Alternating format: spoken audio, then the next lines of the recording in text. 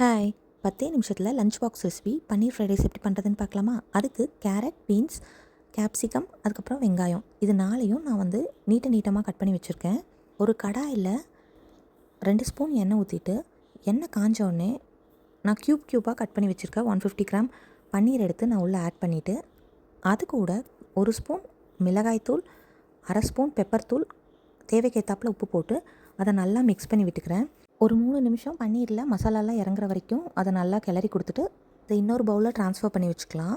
அதே கடாயில் இன்னும் கொஞ்சம் எண்ணெய் ஊற்றிட்டு எண்ணெய் காஞ்ச உடனே பொடி பொடியாக கட் பண்ணி வச்சுருக்க 2 பல்லு பூண்டு, கொஞ்சோண்டு இஞ்சி அதையும் ஆட் பண்ணி அதை நல்லா கிளறி கொடுத்துட்டு கட் பண்ணி வச்சுருக்க பெரிய வெங்காயத்தையும் ஆட் பண்ணிவிட்டு கேரட், பீன்ஸ், அதுக்கப்புறம் கேப்சிகம் இதை 3 ஆட் பண்ணிக்கிறேன். இன்றைக்கி நான் ரெட் கலர் கேப்சிகம் எடுத்துருக்கேன். உங்கள்கிட்ட க்ரீன் கலர் இருந்துச்சுன்னா க்ரீன் கலர் யூஸ் பண்ணிக்கலாம். அதுக்கப்புறம் தேவையான அளவு உப்பு போட்டு அதை மிக்ஸ் பண்ணி விட்டு ஒரு 3 நிமிஷம் லோ ஃப்ளேமில் மூடி போட்டு வேக வச்சுக்கலாம்.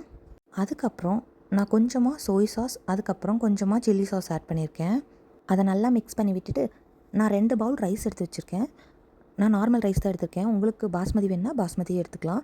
அதை நல்லா மிக்ஸ் பண்ணி விட்டுட்டு நான் ஃப்ரை பண்ணி தனியாக எடுத்து வச்சுருக்க பன்னீரையும் உள்ளே ஆட் பண்ணிவிட்டு 1/2 ஸ்பூன் பெப்பர் பவுடர் ஆட் பண்ணி அதையும் மிக்ஸ் பண்ணி விட்டுட்டு சர்வ் பண்ணிக்கலாம். அவ்வளோதான், easy and tasty paneer fried rice ready ஆயிடுச்சு. இந்த ரெசிபி நீங்களும் ட்ரை பண்ணி பார்த்துட்டு எப்படி இருக்குன்னு எனக்கு கமெண்ட் பண்ணுங்கள். அதே மாதிரி இந்த வீடியோ உங்களுக்கு பிடிச்சிருந்துச்சுன்னா ஒரு சப்ஸ்கிரைப் பண்ணிக்கோங்க. பாய்.